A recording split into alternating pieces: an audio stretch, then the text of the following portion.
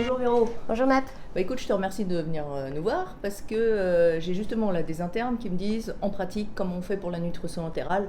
D'abord, on commence par décider la voie. Est-ce qu'on prend la voie digestive ou est-ce qu'on prend la voie veineuse? Ok. Donc là, si le tube digestif est fonctionnel, on prend la voie digestive. Donc après, on met quoi? Une sonde, une GPE? Comment on choisit? Alors on commence toujours par la sonde nasogastrique, puisque c'est le plus rapide et le plus accessible. Et puis si on prévoit que la nutrition entérale dure longtemps, plus d'un mois, 2 mois, on envisage rapidement une gastrostomie parce que les délais de pause peuvent être de quelques semaines. D'accord, mais donc même si tu sais que tu vas mettre une gastrostomie, tu vas quand même faire une petite phase de test un peu par la sonde nasogastrique? Tout à fait, une phase de test et puis aussi pour ne pas perdre de temps dans la phase de renutrition. D'accord. Alors la sonde nasogastrique, finalement, je prends en quoi? Parce que je demande aux infirmières ce qu'elles ont dans leur placard, là, des sondes de Salem ou je sais pas quoi. Non, tu prends une sonde en silicone, en polyuréthane, surtout pas de PVC, pas les sondes d'aspiration. Donc il faut que la sonde soit marquée nutrition dessus, c'est ça? Exactement, Ouais, sonde de nutrition. Et puis ensuite, on va aller choisir plutôt un petit calibre pour le confort du malade et parce que ça marche tout aussi bien. Donc en French, tu peux nous dire 8, 9.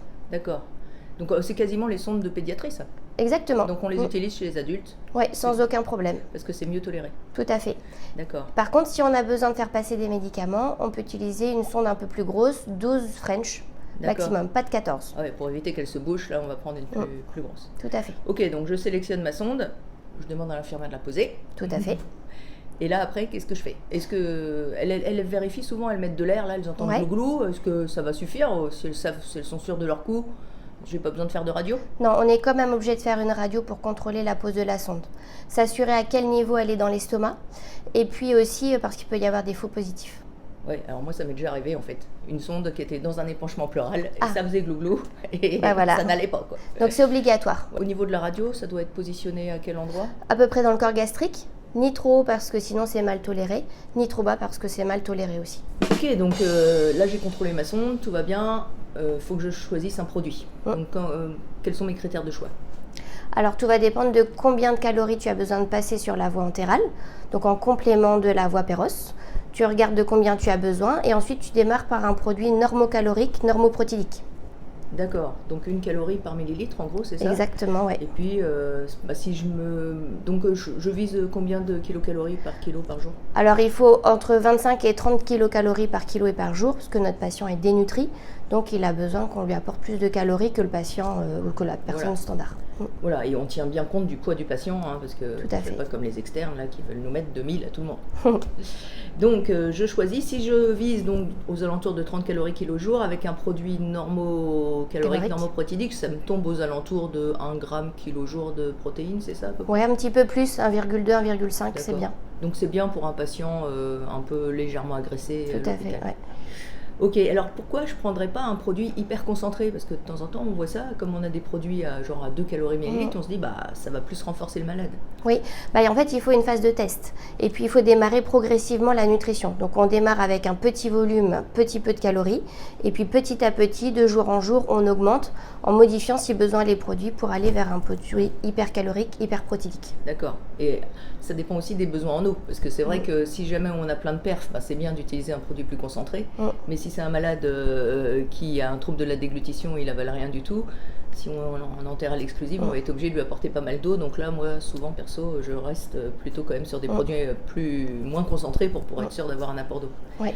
Est-ce que je peux rajouter de l'eau, en fait, si jamais il est déshydraté? Alors, s'il ne boit pas, effectivement, on peut rajouter de l'eau, soit sous forme de seringuage, au moment avant de poser la nutrition ou après au rinçage, ou alors on peut mettre une poche à eau, aussi en dérivation, qui passe en Y en même temps que le produit. Alors, si on passe l'eau toute seule, on peut la passer assez vite en bolus, la vidange est très rapide. Par contre, la nutrition, on prend des débits plus lents. Plus lents. On va démarrer souvent à 60 ou 80 ml/h, pas plus. Et puis on monte de 10 en 10 ou de 20 en 20 en fonction de la tolérance. Voilà, oui, on peut aller jusqu'à 150, 200, 250. D'accord. Est-ce qu'on doit rajouter des vitamines ou des minéraux, un peu comme on fait dans nos perfusions, notre parentéral? Est-ce que je dois rajouter? Alors, dans les poches de nutrition entérale, il y a systématiquement un enrichissement en vitamines et en oligo-éléments. On considère qu'il y a ce qu'il faut si on a à peu près 1500 kilocalories en nutrition entérale. Mais c'est vrai que si notre patient est dénutri, il a des besoins qui sont plus importants. Donc, on peut quand même venir compléter pendant 1 mois ou 2 avec une polyvitamine. D'accord. Alors, tu n'as pas parlé des fibres. Tous les produits, j'ai fibres ou sans fibres. Qu'est-ce que je prends en fait? Alors au démarrage, moi je mets pas de fibres, mais rapidement je vais introduire les fibres. Les fibres vont avoir un rôle plutôt de régulateur du transit, ça va limiter la diarrhée, limiter la constipation, ça va plutôt normaliser le transit. D'accord, donc si j'ai pas une raison de ne pas mettre de fibres, genre coloscopie prévue ou une sténose digestive connue, j'en mets de principe, parce que c'est plus physiologique. À peu près la moitié des poches. D'accord. La moitié fibre, moitié sans fibre, et si on a 3 poches, on peut faire 2 tiers fibre, 1 tiers sans fibre. D'accord. Comment on la passe? C'est comme une perf ou pas? On va plutôt cycliser la nutrition entérale. 24 heures sur 24, c'est pas bien toléré. On peut facilement faire 12 heures sur 24, soit en journée, soit la nuit. D'accord. Donc s'il n'a pas de retard de vidange gastrique ou un truc qu'on craint une inhalation, la nuit c'est quand même plutôt confortable. C'est plus confortable. Les premiers jours en journée pour tester, et puis au bout d'un jour ou deux, on peut passer la nuit, parce que comme ça lui permet aussi, s'il mange encore par la bouche, de continuer à manger par la bouche la journée. Il a le droit de manger à côté. Ah oui, il faut, au contraire. D'ailleurs, si on passe la nuit, ça diminue pas tant que ça l'appétit. Non. En général. Non. Plutôt commencer toujours par une sonde nasogastrique, parce que ça permet de tester la fonctionnalité digestive.